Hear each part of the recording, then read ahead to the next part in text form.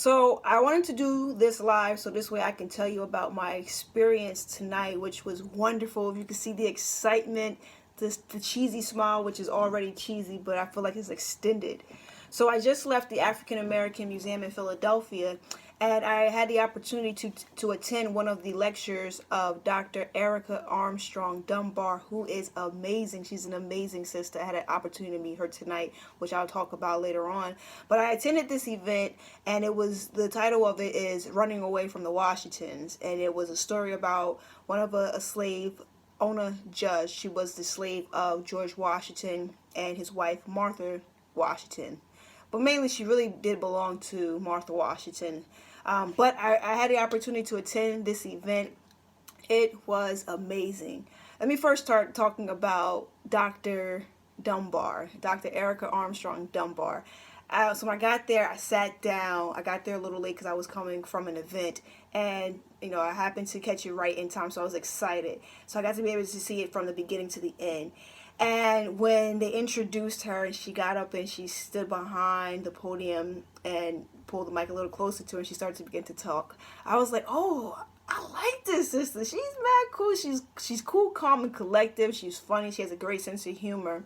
And she's witty, right? She's quick on her toes. I just love the way she presented her story and talked about how she came upon pretty much a news article during the time it was talking about a reward for $10 for Ona Judge, and she just be able to tell a story. Like, I was just like in amazement, and the reason why I was in so much amazement because I'm like, that's gonna be me, whenever the opportunity comes. But I was just like, wow, I was in amazement. I couldn't help but to immediately pull out my phone and check in and just put in the event and just talk about how much I was amazed by her, her intellect, her witty, her ability to just to present and articulate her findings and what came of her to create this book,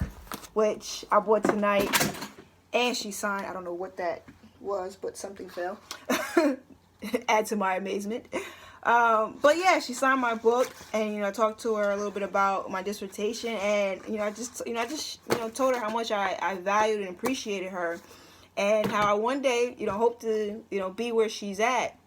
And her advice to me, she asked if I have patience, and of course I said yes, but I know I don't, just to be completely transparent.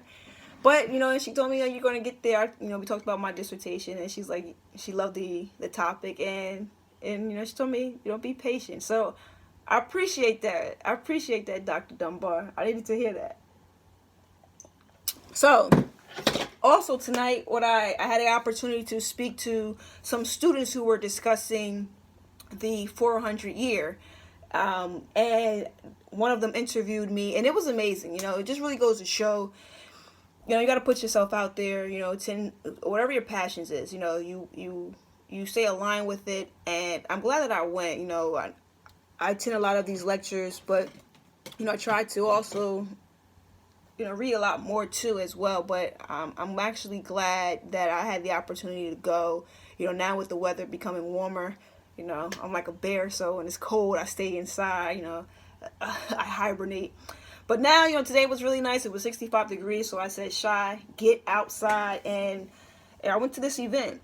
But I had an opportunity to be interviewed by the students, Scoop Media, so them. So they're supposed to be sending me the interview, and I'll make sure I post it so you guys can hear what I had to say. But they asked me about, what are my thoughts on the 400 year anniversary. So for me, I truly think it's essential, that we learn our information, we learn our history. So 400 years comes from the first time that in 1619, where the first African was sold in bondage in Jamestown, Virginia. So, not a lot of people know where 400 comes from, right? Or know even what it represents. I even bought one of their shirts, try to support Black-owned businesses and Black organizations. It's a little big, but it's going to shrink. But, support the good cause. That's what I'm all about. But yeah, so I just wanted to get on here and talk about this. So I guess I'll tell a little bit. I don't want to give her story away. You got to buy the book, support the sister. Again, her name is Dr. Erica Armstrong Dunbar. And the name of the book is Never Caught. Boom, bam, Never Caught. And so it's talking about Ona Judge. And I'm going to tell you a little bit about some of the takeaways because, knowing me, right, I took notes. It's always a learning moment, right? Life lessons. So Never Caught, talking about Ona Judge, and she was a slave of George Washington. And Ona, she lived in Mount Vernon with the Washingtons. She was the slave. She was a true slave of Martha Washington, who was the wife of George Washington, which Dr. Dunbar talks about in her lecture, how George married into money, right? It's like he just had the ultimate come up because Martha, her first husband, had passed away, and he left her extremely wealthy in a sense of property, from real estate property to human property, that being slaves. So Ona was about to be a prize to Martha's granddaughter who was being married, and they really didn't care for the marriage of the granddaughter. But however, they didn't attend the wedding, as she explained. But they sent her. They was in the process of sending her a wedding gift, and the wedding gift was going to be Ona Judge. Now, let me back up a little bit. So Ona Judge, they gave her a nickname, Oni. And from how Dr. Dunbar presents it, it was in a form kind of similar to, I guess you could say, Tim, as opposed to Timothy. Jim, as opposed, I don't even know, Jim, James. I don't know how, I forget, James and Jim. I think that's what it is. If your name is James, they call you Jim. If your name is Richard, I believe they call you Dick. Don't hold me to, those nicknames. I don't think I'm 100% correct. But it was like a form of a nickname, and I think it came across as a little disrespectful. So when she wrote the book, and even when she titled it, she made sure that she gave her respectful representation of what her true name is, and it was Ona. And so she wanted to represent her like that. And let me back up a little bit before I start talking about Ona Judge's story. Dr. Dunbar talks about how she wanted to write this book, and also she made a children's book as well for 9-year-olds through 13 years old. That is the age range for the children's book of Never Caught. But she wrote this book because she questioned, why is it that she learned about the founders, but yet she didn't learn about Ona Judge. And it really, it didn't surprise me. I mean, I didn't know about Ona Judge until I went to this lecture. But it doesn't surprise me because we have to tell our own history, right? No one's going to take care of us like we take care of us. So, learning about the founders, but not learning about, the missing people, the people who made the founders, the people who added to the wealth of the founders, that part is, deleted and distorted. So it doesn't surprise me that we didn't learn about people like Miss Judge. But that was one of the reasons why Dr. Dunbar wanted to make sure that she presented this information and presented the storyline of Ona Judge, and not just from a novel standpoint where it reaches adults, but she also went the extra mile to make an addition for the youth to read. And I stand behind her in this. She said that we should make sure that our youth understands our history, or know our history as well. And I truly agree with that. I just had the opportunity to take a young man to the historic Underground Railroad Museum in Mount Laurel, I believe it is. Mount Laurel, Mount Holly, I get those two mixed up. But either way, I had the opportunity to take a young man there. And, while we were giving a tour, one of the tour guide asked me if the information that she was about to present was suitable for him. And I mean, at first I was reading something, learning some information myself, and then she stopped and asked that question, and I was like, of course, that was the reason for me bringing him here. But and I went on to extend that and say this is the problem with America. We don't want to discuss the original sin, right? But we want to delete it, and we want to distort it, and we want to minimize it as if it didn't happen. But it is. It's part of who we are. Literally, it's part of who we are. Like, everything was based off of race, and to this day, some of that still plays a part. So it's founded on who we were and who we are, and we can't just turn a deaf ear or a blind eye to the past. Our past is our past, and we must confront it. We must acknowledge it, as if we must acknowledge it. We must not just make it seem as if it didn't happen, regardless of how embarrassing, how hurtful it is.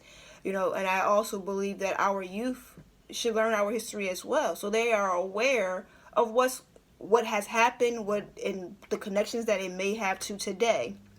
But it's something that we must bring to surface. So I truly agree with her on that. So kudos. This is what I'm telling you. This sister is the bomb. Dr. Dunbar, I salute you.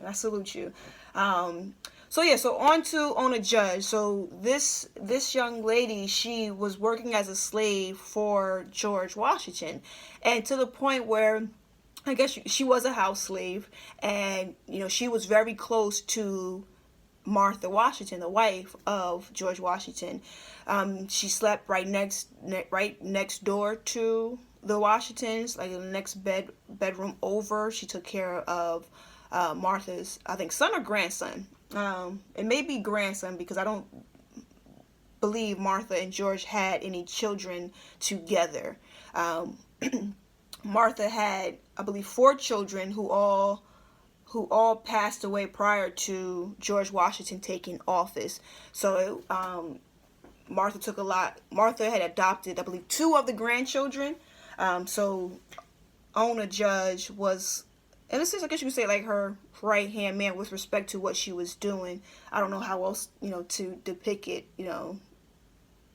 She still was a slave, so yeah, I don't know how else to say that. But yeah, so Martha really liked the work that Ona did. Ona mother, who was Betty, I forget her last name, but she was a seamstress, and she said a turner. So I'm not really sure what a turner is, but Ona was to follow the footsteps of her mother, Betty. Now, Ona's father was a white man, and Dr. Dunbar talked about in her lecture how she didn't want to depict Betty, who's Ona's mother, and Mr. Judge as having a relationship. I believe he hemmed pants, so with the mother being a seamstress and him also in clothing.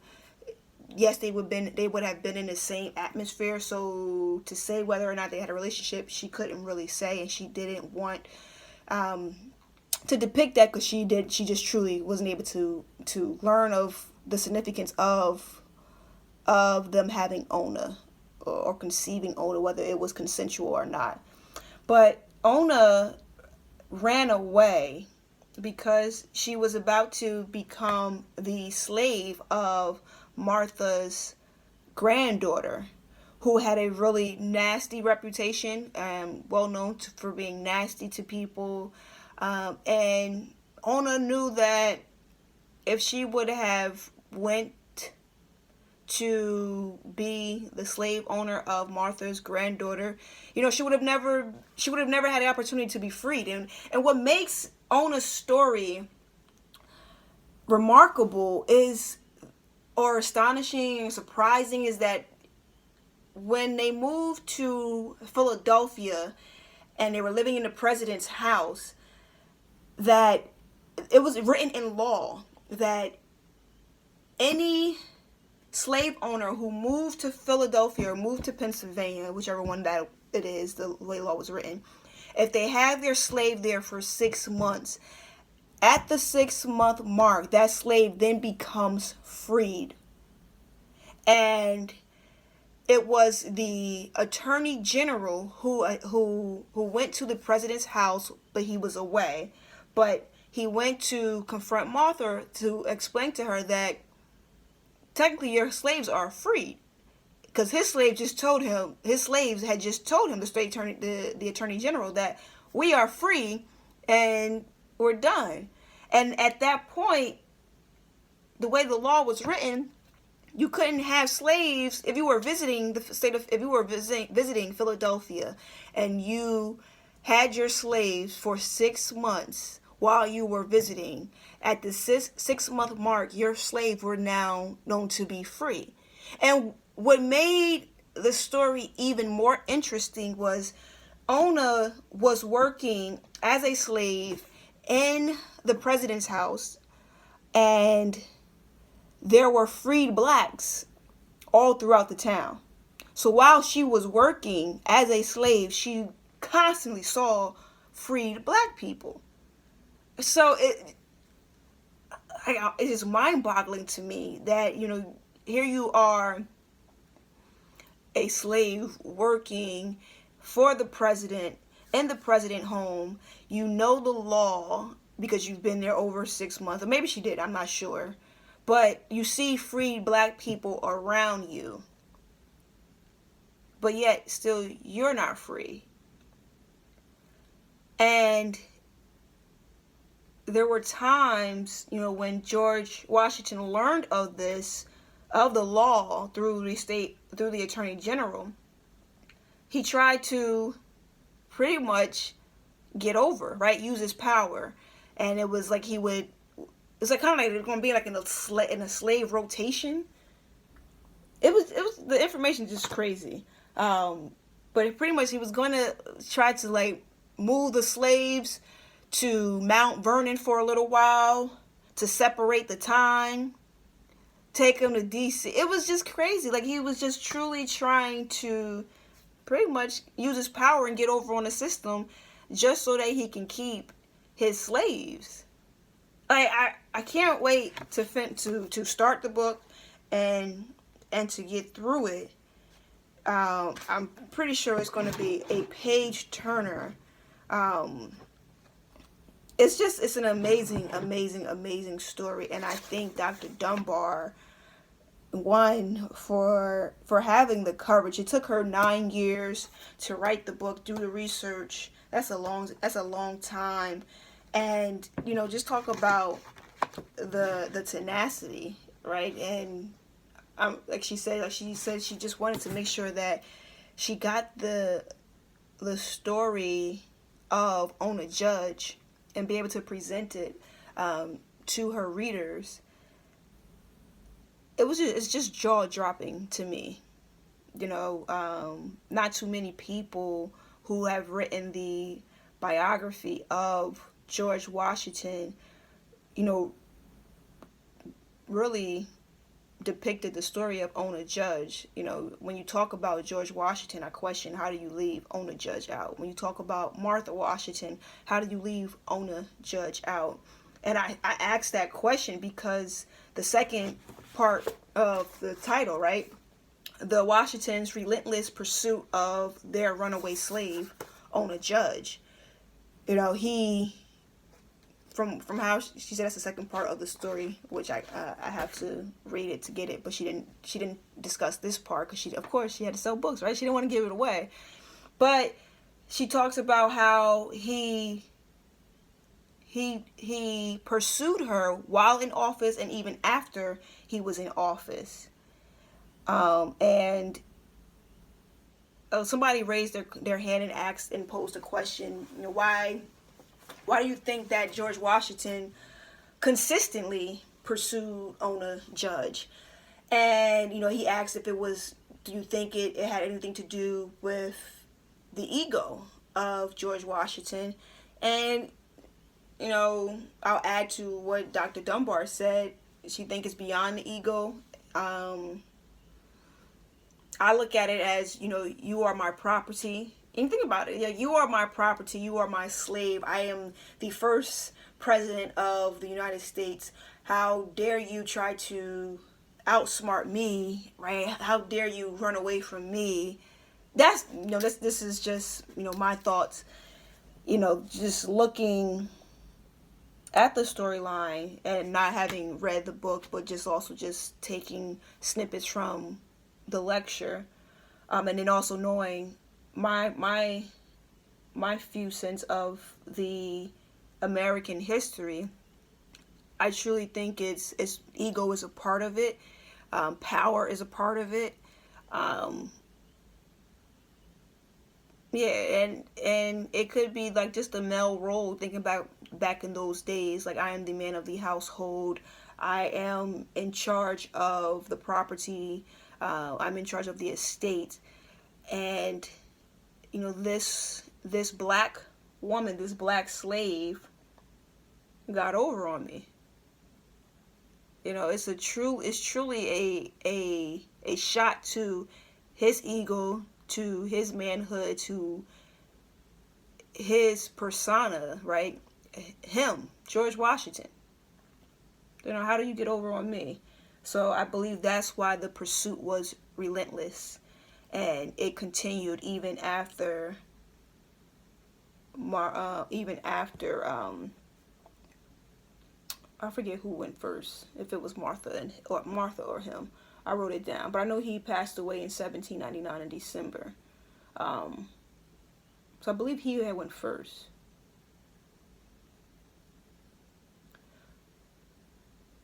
Yeah, I believe he went first. Yes, I believe he went first. I could be wrong on that. Maybe I'll put it in the notes. I'll find that out. But yes, go out and get this book. Never Caught. It's an amazing story. I'm seriously, I cannot wait to read this. I can't wait to read this. Like this, I love learning about our history. I love learning about the storylines and the biographies of slaves, of black people, historical black people that have never been told, that have been distorted from our textbooks, that have been left out. I had a conversation with one of the gentlemen in the lobby, and he was telling me about his father, who was a history teacher, and even his father shared with him, like, he didn't even know about Ona Judge. And he said, I taught about George Washington multiple times, but never did I know about the story of Ona Judge. And he had to look at himself, and he's like, well, why didn't I teach my students about this? And he's like, I'm just teaching the curriculum that's given to me. So it goes back to one of my initial comments that, for us to learn about our history, we have to tell it. We being the people. For us to learn about our history, it's on us to go out here and get the information. It's on us to be able to deliver the information so that we get it. So, again, I salute you, Dr. Erica Armstrong Dunbar. Thank you for putting this story together. Thank you for being in the right place at the right time and doing the right thing. Thank you for stumbling across, that reward, that $10 reward that the president put out looking for Ona Judge. And even about that reward, he put in there how it was $10, regardless of who found her, whether you were white or black. That you would be able to receive the reward of $10 if you found her, because they truly believed that black people were hiding her because she was hiding so well. So again, thank you, Dr. Dunbar. You are amazing, amazing, amazing sister. I'm going to read a little bit about her. So Erica Armstrong Dunbar is the Charles and Mary Beard Professor of History at Rutgers University. She has been the recipient of Ford, Mellon, and Social Science Research Council fellowships and is an Organization of American Historians Distinguished Lecturer.